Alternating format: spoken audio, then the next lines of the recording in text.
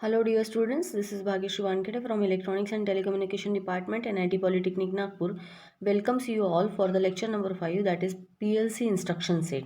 अभी जो course outcome है इस टॉपिक से related, that is related to unit number 5, that is maintain PLC based process control system. And the learning outcomes means after completion of this topic you will be able to understand the concept of programming language, understand the relay and fundamental symbols, different instructions of relay type and timer instruction. Now अभी आप लोगों को पता है कि जब हम एक ह्यूमन बीइंग दूसरे ह्यूमन बीइंग के साथ में कम्युनिकेट करता है तो हमें एक लैंग्वेज की ज़रूरत पड़ती है, लेकिन यहाँ पे जब हम ह्यूमन बीइंग को एक मशीन के साथ में कम्युनिकेट करना है तो भी हमें एक लैंग्वेज की ज़रूरत लगती है, और उसी लैंग्वेज को कहा जाता है प्रोग्रामिंग लैंग्वेज, जो कि एक ह्यूमन बीइंग मशीन के साथ में कम्युनिकेट कर सकता है। लेकिन मशीन को ऑटोमेटिकली नहीं समझ में आएगा कि हम क्या चाह रहे हैं, या किसी मोटर को ऑन करना है या ऑफ करना है, तो some kind of instruction sets are given here. So उस इंस्ट्रक्शन सेट के हेल्प से हम मशीन को एक्टिवेट कर सकते हैं, पीएलसी के साथ में कम्युनिकेट कर सकते हैं। तो सबसे पहले प्रोग्रामिंग सीखने के पहले हमें इंस्ट्रक्शन सेट पे थोड़ा ध्यान देना ज़रूरी है। सो ये जो रिले टाइप इंस्ट्रक्शंस है, रिले यानी जो भी यहाँ पे प्रोग्रामिंग लिखी जाएगी that is depends on the automatic switch, है ना। तो यहाँ पे कुछ रिले टाइप इंस्ट्रक्शंस दिए गए हैं, आप लोगों को एग्जाम में उनके इंस्ट्रक्शन के सिंबल्स ड्रॉ करने आते हैं, उनका मीनिंग लिखने के लिए आता है। तो XIC यानी एग्जामिन इफ क्लोज, XIO यानी एग्जामिन इफ ओपन, OT यानी आउटपुट एनर्जाइज, OTL यानी आउटपुट लैच, OTU यानी आउटपुट अनलैच। इनके मीनिंग हम लोगों को बाद में समझ में आएंगे। So relay type instruction, the ladder diagram language is basically a symbolic set of instruction used to create the control program. These ladder instruction symbols are arranged to obtain the desired control logic that is to be entered into the memory of the PLC. जैसे कि अभी मैंने बताया कि कुछ symbolic representation होते हैं जिनको हमें सीक्वेंस में लगाना ज़रूरी होता है, जो हम PLC के मेमोरी में फीड करेंगे, और मेमोरी जैसे ही उसको रन करेंगी वो अंडरस्टैंड कर लेगी कि कौन से इंस्ट्रक्शन को कैसे रन करवाना है और क्या क्या एक्शंस फॉलो करनी है। Because of the instruction set is composed of contact symbol, ladder diagram language is also known as contact symbology, है ना। इसके बाद में relay type instruction, representation of contacts and coils are the basic symbol of the logic diagram. The 3 fundamental symbols हम जो use करते हैं that is examine if close और एग्जामिन इफ ओपन, यानी अगर स्विच क्लोज है तब क्या प्रोसेस हो रही है, स्विच ओपन है तब क्या प्रोसेस हो रही है, और आउटपुट अगर एनर्जाइज है दैट इज OT तब क्या प्रोसेस होती है। तो ये बेसिक 3 सिंबल्स हमको बहुत ज़्यादा इंपॉर्टेंट है। Each of these instruction relates to a single bit of PLC memory that is specified by the instructions address. Fundamental symbols ये जो दिए गए हैं, ये एग्जामिन इफ क्लोज, ये क्लोज रिले कॉन्टैक्ट का सिंबल है, this is open relay contact, और ये आउटपुट एनर्जाइज। नाउ कुछ सिंबॉलिक रिप्रेजेंटेशन दिए हैं जिनके नाम भी दिए हैं, उनका मीनिंग भी दिया हुआ है, उनको कैसे सिंबॉलिक रिप्रेजेंट करना है वो भी दिया है। जैसे OTL यानी आउटपुट लैच, इसका मीनिंग क्या है, आउटपुट लैच, और इसका सिंबल दिया जाता है in bracket L। Output latch sets the bit to 1 when the rung becomes true. इसका मतलब हमने लैडर डायग्राम में जो स्पेशलिटी बताई है कि लैडर का एक साइड, लेफ्ट साइड जो होता है वो पॉजिटिव टर्मिनल को इंडिकेट करता है, और राइट साइड जो होता है निगेटिव टर्मिनल को इंडिकेट करता है, और उसके बीच में जो हॉरिजॉन्टल लाइन होती है दैट इज कॉल्ड एज रंज। अगर रंज वाली कंडीशन अगर ट्रू है तो ये जो इंस्ट्रक्शन है OTL ये खुद को 1 पे सेट कर लेगा and retain its state when the rung loses continuity और अ पावर साइकिल ऑकर्स। और पावर लॉस होने के बाद या रंज की कंडीशन फॉल्स होने के बाद भी ये अपना स्टेट को मेंटेन रखता है। OTU यानी output unlatch, OTU resets the bit to the zero. इसका काम क्या है, अनलैच का काम क्या है कि ये बिट को 0 पे सेट करता है when the rung becomes true. यानी OTL यानी जब रंज ट्रू होता है तो 1 पे सेट होगा, और OTU यानी जब रंज की कंडीशन ट्रू होती है, यानी हमारी हॉरिजॉन्टल लाइन वाली कंडीशन ट्रू होती है, तो ये 0 पे आता है। नेक्स्ट इज TON यानी on delay timer counts time based intervals when the instruction is true. Instruction जैसे ही ट्रू हो जाती है ये काउंटर अपना टाइम को काउंट करना शुरू कर देता है। ऑफ डिले टाइमर यानी counts time base interval when the instruction is false. Instruction false होने के बाद में जो टाइमर काउंट करना शुरू कर देता है that is called as off delay timer. RTU है ना रिटेंटिव टाइमर। रिटेंटिव टाइमर का मतलब क्या है कि टाइमर ऑन होने के बाद या ऑफ होने के बाद जो वैल्यू को वो होल्ड करके रखता है, वो कितनी देर के लिए होल्ड करते रखता है, वो जो काउंट होता है that is called as retentive. The count time based intervals when the instruction is true and retains the accumulated value when the instruction goes false और व्हेन पावर साइकिल ऑकर्स।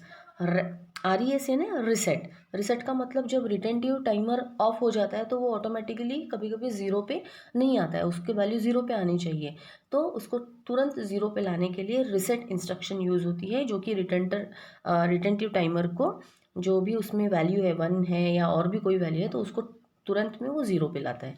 तो resets are retentive timers accumulated value to zero. ये zero से लेके 32,767 इतना value हो सकता है। Now on delay timer sequence को हम कैसे ऑर्गेनाइज करते हैं। जैसे ऑन डिले टाइमर सीक्वेंस को अगर, तो ये हो गया हमारे 2 vertical lines of the ladder और ये हो गया हमारा रंच, है ना, यानी हॉरिजॉन्टल लाइन को हम रंच कहते हैं, जिसको हम स्टेप्स कहते हैं सीढ़ी की, है ना। तो उस स्टेप्स में जो भी सर्किट लगा हुआ है उसको रंच सर्किट कहा जाएगा। तो यहाँ पे एक रिले लगा हुआ है और यहाँ पे एक टाइमर लगा हुआ है। तो रंच कंडीशन जब फॉल्स रहेगी और ट्रू हो जाएगी, फॉल्स है पहले इसका मतलब उसकी कंडीशन पहले ज़ीरो है, फिर वो ट्रू हो जाएगी यानी 1 हो जाएगी। तो टाइम पीरियड क्या हो जाएगा, टाइमर कब ऑन होगा। अब देखो इसकी नॉर्मल कंडीशन क्या है, ये ओपन है। ओपन है इसका मतलब ये अभी टाइमर को ऑन नहीं कर रहा है, इसका मतलब इसकी कंडीशन फॉल्स है। रंच की कंडीशन हमारी फॉल्स है क्योंकि सर्किट ओपन है, तो टाइमर अभी ऑन नहीं होगा। जैसे ही फॉल्स से ये ट्रू पे चला जाएगा वैसे ही टाइमर हमारा ऑन हो जाएगा, और टाइमर में जो वैल्यू सेट होगी, यानी जितने टाइम के लिए हमने उस टाइमर को सेट किया है उतने टाइम के लिए वो वैल्यू, वो टाइमर ऑन रहेगा। इस आउटपुट जो हमको मिलेगा वो टाइम आउट क्या मिलेगा, फिर जितनी देर के लिए रंच कंडीशन फॉल्स थी उतनी देर के लिए तो वो ज़ीरो ही था, और जैसे ही टाइमर ऑन हो गया तो भी वो ज़ीरो ही था, और जैसे ही ये ऑन डिले टाइमर ऑफ हो जाएगा वैसे ही ये वैल्यू अपना स्टेट क्या कर देगी, चेंज कर देगी। इन्हें टाइमर का काम ख़त्म होने के बाद हमारा आउटपुट जो है 0 से 1 हो जाएगा। On delay timer instruction. अब देखिए ऑन डिले टाइमर इंस्ट्रक्शन को कैसे इंडिकेट किया जाता है। तो टाइमर ऑन डिले के लिए ये 4 स्टेप्स देना बहुत ज़रूरी है कि टाइमर कौन से टाइप का है। तो ये जो टी इंडिकेट हो रहा है ये हमारी फाइल, जो टाइमर फाइल है उसको इंडिकेट करता है। 4 is the type of the file, यानी 4th नंबर वाली फाइल, 5th नंबर वाली फाइल, और उसके बाद में ये 0 इंडिकेट करता है timer zero. Timer 0, timer 1, timer 2, ऐसे बहुत सारे टाइमर्स हो सकते हैं, तो वो टाइमर 0 को इंडिकेट है। The on delay timer operate such that when the ranch condition timer is true the timer time out period commences at the end of the timer time out period the output is made active. जैसे ही अभी हमने previous diagram में जो देखा कि on delay timer का time जैसे ही ख़त्म हो जाता है उसके बाद में हमारा आउटपुट एक्टिव होना शुरू होता है। तो अभी यहाँ पे देखिए ये जो टाइमर नंबर है, टाइम बेस है, प्रीसेट वैल्यू, एक्यूमुलेटेड वैल्यू है, ये हमने प्रीवियस डायग्राम में शो करवाई थी, है ना। तो this number must come from the timer file. In the example की जो T4:0 दिया हुआ है which represent timer file 4 timer 0 in that file the timer address must be unique for this timer. अब ये टाइमर 0 है, ये कोई पर्टिकुलर एड्रेस को इंडिकेट करता है। टाइमर 1 जो रहेगा वो पर्टिकुलर अलग एड्रेस को इंडिकेट करेगा। तो टाइमर फाइल वाले 4 वाले फाइल में ये टाइमर 0 एक पर्टिकुलर एड्रेस को इंडिकेट करता है, और ये हमेशा यूनिक होना चाहिए, दूसरे टाइमर के साथ में मैच नहीं होना चाहिए। इसके बाद में time base. The time base की वैल्यू हमेशा हम कितना शो कर रहे हैं यहाँ पे 1 सेकेंड्स और 0.01 सेकेंड्स। तो यहाँ पे जो टाइम बेस की वैल्यू दी गई है that is 1 second. Preset value in the example shown preset value is 15। The timer preset value can ranges from 0 to 32,767। इनमें से कोई भी वैल्यू प्रीसेट वैल्यू हो सकती है। फिर एक्यूमुलेटेड वैल्यू जो होती है, यहाँ पे एक्यूमुलेटेड वैल्यू भी हमारी 0 से लेके 32,767 हो सकती है, लेकिन नॉर्मली जब हमारा पूरा टाइमर रन हो जाता है उसके बाद में हम एक्यूमुलेटेड वैल्यू को कहाँ पे लेके आ जाते हैं, 0 पे। इसलिए यहाँ पे नॉर्मली वैल्यू कहाँ दिखाई गई है, 0 पे। ये है हमारा एक control word. T on instruction को बिल्ड करने के लिए जो कंट्रोल वर्ड डायग्राम होती है, जैसे आप लोगों ने माइक्रो कंट्रोलर पढ़ा है सब्जेक्ट इसके पहले, तो कभी भी इंस्ट्रक्शंस देने के लिए हमें कंट्रोल वर्ड सेट करना बहुत ज़रूरी है। तो ये भी 16 बिट्स वाला control word, word 0, word 1, word 2 के लिए हमने यहाँ पे शो किया गया है। उसके बाद ऑफ डिले टाइमर का काम क्या होगा, ये ऑफ डिले टाइमर यानी क्या है कि रंच कंडीशन पहले ट्रू रहेगी, उसके बाद में वो फॉल्स होने वाली है, और इसके बाद में हमारा टाइमर काम करना शुरू करता है। अब देखिए रंच कंडीशन सबसे पहले क्या है, ट्रू है, वो जब फॉल्स हो जाएगी तब ये ऑफ डिले टाइमर हमारा काम करना शुरू करता है, और जब ऑफ डिले टाइमर का ख़त्म होता है समय, तो उसके बाद ही हमारा स्टेट चेंज होता है आउटपुट का। तो it is exactly opposite to on delay timer. So इसको भी हम इंडिकेट कर सकते हैं timer base, timer preset value और एक्यूमुलेटेड वैल्यू के हिसाब से। अभी हमने टाइमर की वैल्यू यानी टाइमर यानी क्या होता है, कैसे उसका T4:0 हम कैसे इंडिकेट करते हैं, टाइम बेस का मतलब क्या होता है, प्रीसेट वैल्यू कितनी दिखा सकते हैं, ये सब हमने अभी प्रीवियस इसमें डिस्कस किया ही है। इसके बाद ऑफ डिले टाइमर का जो हमने ऑन डिले टाइमर का है, it is exactly similar to on delay timer. ये भी कंट्रोल वर्ड भी जो है वो ऑन डिले टाइमर और ऑफ डिले टाइमर का एग्जैक्टली सेम ही है। इसके बाद में हम यहाँ पे कंट्रोल वर्ड में हमने 2-3 वर्ड्स जैसे बिट्स हाईलाइट देखे हमने कि EN बिट का मतलब क्या होता है, TT बिट यानी क्या होता है, डन बिट यानी क्या होता है। तो EN means enable bit. The enable bit is true when ever the timer instruction is true. तो टाइमर की इंस्ट्रक्शन जब ट्रू रहेगी यानी कंडीशन इज़ ट्रू, तभी इनेबल बिट हमारा ट्रू होगा, और अगर टाइमर इंस्ट्रक्शन फॉल्स हो जाती है तो इनेबल बिट भी फॉल्स हो जाता है। Timer timing, the timer timing bit is true when ever accumulated value of the timer is changing.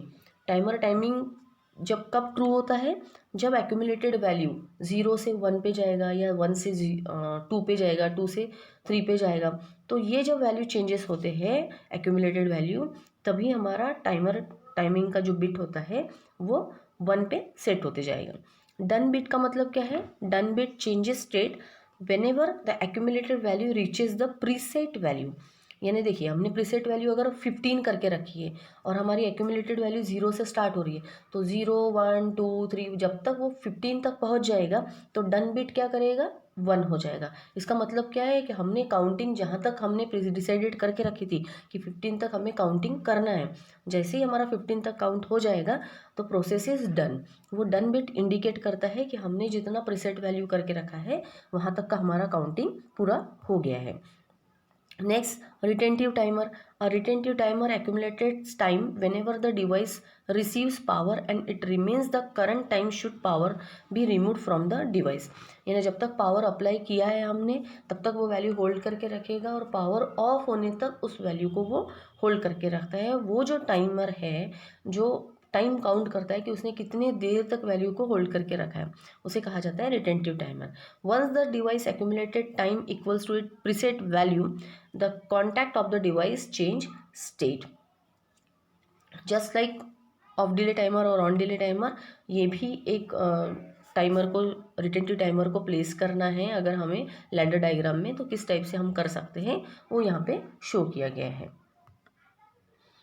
This is just we have to show that done bit कब 1 हो जाता है। देखिए सपोज हमने टाइमर को 7 पे सेट करके रखा है रिटेंटिव टाइमर को, तो जब तक हमारा एक्यूमुलेटेड वैल्यू की पोजीशन 0, 1 फिर 2, 3 फिर कुछ देर के लिए वो एक ही समान है, फिर 4, 5, 6, 7, जैसे ही वो 7 पर रिच हो जाएगा तो हमारा डन बिट देखिए यहाँ पे 0 से 1 हो जाता है। ठीक है, ये इंडिकेट किया हमने। इसके बाद रिसेट इंस्ट्रक्शन का मतलब क्या बताया था मैंने। रिसेट इंस्ट्रक्शन क्या काम करता है, रिटेंटिव टाइमर की वैल्यू को वो वापस 0 पे लेके आता है। Because the retentive timer does not reset to 0 when the timer is de energize. यानी रिटेंटिव टाइमर जैसे ही हम डी एनर्जाइज करते हैं यानी पावर ऑफ कर देते हैं तो उसकी वैल्यू तुरंत 0 नहीं होती, वो कम कम कम कम होते आती है। तो इसीलिए वो तुरंत में उसने जो वैल्यू है उसमें एक्यूमुलेटेड वहाँ से ही उसने ज़ीरो शो करना चाहिए, इसलिए हम हेल्प लेते हैं रिसेट इंस्ट्रक्शन का। The RES instruction gives the same address as the RTO. When reset push button closes, reset the accumulated value time to 0 and done bit to again 0, turning output off. यानी जैसे ही reset हो जाएगा पूरा जो काम है वो पूरा वापस 0 पे सेट हो जाएगा, यानी we can start again the same sequence, वो पूरा साइकिल हम फिर से रन कर सकते हैं। So we can summarise this topic by completing the topic we came to know about the concept of programming and how to draw the ladder diagram by using convention with various types of instruction. जैसे कि हमने timer instruction देखी है, delay timer देखा है, on delay timer, off delay timer देखा है। और students, thank you so much for watching this video carefully, and in the next lecture also we are going to study about the instruction set, but it is in the part 2। ठीक है, तो thank you so much.